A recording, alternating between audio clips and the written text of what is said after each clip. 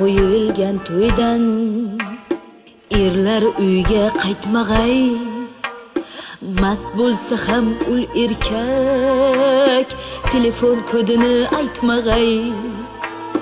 Alkash erlar xotini kuydirmasdan turmag'ay, ajalidan 5 kun oldin beting qurg'ur o'lmag'ay.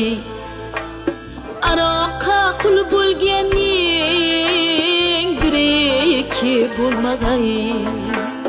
Piyonista erlar bor ekan, vinovodkachi xor bo'lmag'ay. Aroqning bir foydasi qishda qotib qolmag'ay. 100 gram otgan erkakning gijasi hech bo'lmag'ay.